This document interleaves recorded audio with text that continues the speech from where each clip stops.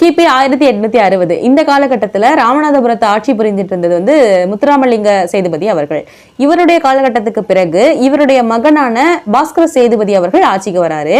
இந்த காலகட்டத்தில் பாஸ்கர சேதுபதி அவர்களுடைய அவையில முக்கிய பொறுப்பாளர்களாக இருக்கிறது யார் அப்படின்னா பட்டத்து சுல்தான் அப்துல் காதர் மரைக்காயர் அவர்களும் அவரது தம்பி ஷேக் மரைக்காயர் அவர்களும் இவருடைய அரசவையில முக்கிய பொறுப்புல இருக்காங்க. இந்த டைம்ல 1897 வந்து அமெரிக்கால சிக்காகோ அப்படின்ற இடத்துல வந்து ஒரு ஆன்மீக மாநாடு நடைபெற இருக்கு. இந்த ஆன்மீக மாநாட்டுக்காக இந்தியால இருந்து சுவாமி விவேகானந்தர் அவர்களை அழைக்கிறாங்க. அந்த டைம்ல அமெரிக்கா போறதுக்காக சுவாமி விவேகானந்தர் அவர்கள் வந்து வழி செலவுக்கு பணம் தேவைப்படுது.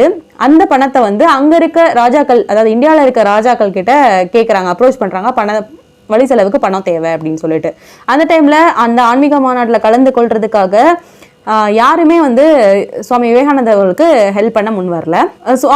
இதனால விரக்தி அடைந்த சுவாமி விவேகானந்தர் அவர்களும் கன்னியாகுமரிக்கு போறாரு. கன்னியாகுமரி போயிட்டு அங்க முக்கடல்கள் சங்கமிக்கும் இடத்துல உட்காந்து தவம் புரிகிறாரு. அந்த டைம்ல தான் அவருக்கு தெரிய வருது, அந்த முக்கடல்கள் சங்கமிக்கும் இடம் தான் இப்போ வந்து சுவாமி விவேகானந்தர் அவர்களுடைய நினைவு இடமாவும் இருக்கு.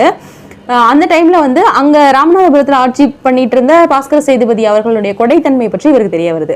இப்போ பாஸ்கர சேதுபதி அவர்களை மீட் பண்ணி இந்த மாதிரி விஷயத்த சொல்லி பணம் வேணும் அப்படின்னு கேட்கறதுக்கு என்ன பண்ணலாம் அப்படின்னு யோசிக்கும் போதுதான் அப்துல் காதர் மரைக்காயர் அவர்களை வந்து சந்தித்தா இது நடக்கும் அப்படின்னு தெரிய வருது. உடனே சில பிரமுகர்கள் மூலமா அப்துல் காதர் மரைக்காயர் அவர்களை சந்திக்கிறாங்க. அப்துல் காதர் மரைக்காயர் அவர்களும் பாஸ்கர சேதுபதி அவர்களை சந்திக்க வைக்கிறாங்க.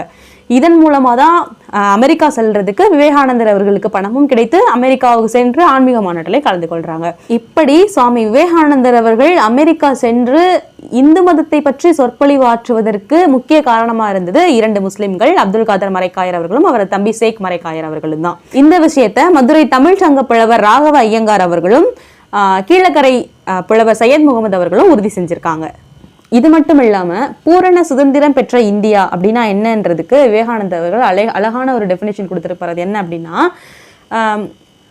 இந்து வேதாந்த மூளையும் ஜைன கைகளும் கிறிஸ்தவ கால்களும் இஸ்லாமிய உடலுமாக ஒரே கொடியில் ஒரு பூ என்று பூத்து காய்க்கின்றதோ அன்றுதான் இந்தியா பூரண சுதந்திரம் பெற்ற இந்தியாவாக இருக்கும் அப்படின்னு சொல்லியிருப்பாரு.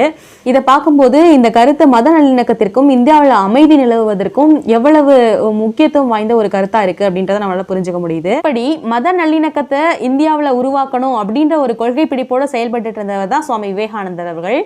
அந்த சுவாமி விவேகானந்தர் அவர்களையே மையமா வைத்து பிரிவினைவாதிகள் பிரிவினைத்தை இந்தியாவில் தூண்டிட்டு இருக்காங்க. இது எல்லாத்தையும் தவிர்த்து சுவாமி விவேகானந்தர் அவர்கள் கண்ட இந்தியா, அதாவது மத நல்லிணக்கம் உள்ள ஒரு இந்தியாவை உருவாக்குவதில் நாமரும் ஒன்று சேர்ந்து செயல்படுவோம். இன்ஷா அல்லாஹ். அஸ்ஸலாமு அலைக்கும் வரஹ்மத்துல்லாஹி வபரகாத்துஹு.